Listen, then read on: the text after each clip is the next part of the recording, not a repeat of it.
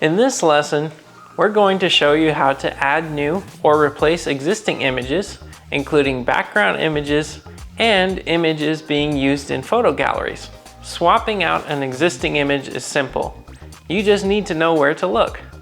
The first step is to enable the visual builder for the page you want to edit using one of the three methods we covered in a previous lesson. Our preferred method is to navigate to the page on the front end of the website and click Enable Visual Builder in the toolbar. Next, scroll to the place where the image you want to replace is located. The first scenario we'll cover is if the image is housed within an image module. In this case, hover over the image until the module toolbar appears and click on the settings icon. You'll see the image in the pop-up window that appears. To swap out the image, click on the image or on the setting icon that appears when you hover over the image, which will bring up the site's media library. From there, you can either choose an image in the media folder or select the Upload Files option to add a new image from your device to replace the current one. Keep in mind that you'll want to make sure your image is sized and proportioned to how you want it before you upload it to the media folder. For example, you may be trying to fit a portrait or vertical style photo into a space that will work better with a horizontal landscape mode image. So you'll want to make sure you crop it appropriately before uploading and placing it on the site.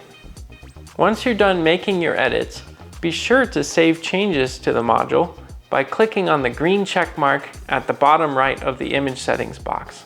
Every section, row, and module has the ability to include background photos, which are meant to appear behind other elements in the section, such as text. However, sections are often best suited for background images as they automatically span the width of the site. To add or replace a background image, simply click on the settings for the section of interest and click on the Background tab.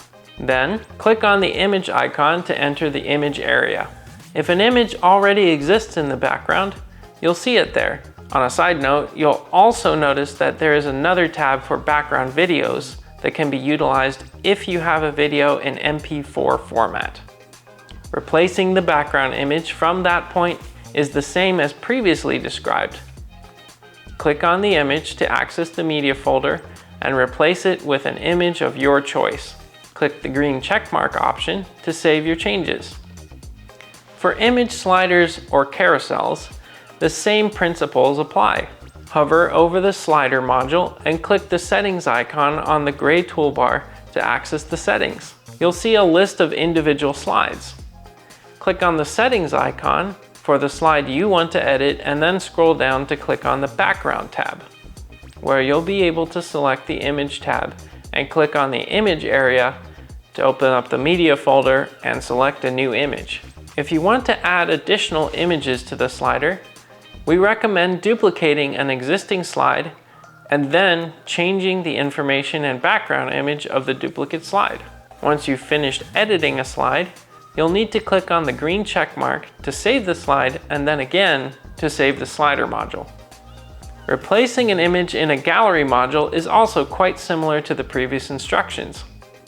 You'll need to hover over the gallery, click on the settings icon to open up the settings pop-up window, and use the X icon associated with each image to remove an image. Click the Add Image button to add images from the media library. Once you've added, removed, and arranged the images to your liking, click the green check mark to save the gallery. As with any edits made to the page, remember to save and publish your changes before exiting the Visual Builder. Please join us for the next lesson where we learn how to edit text.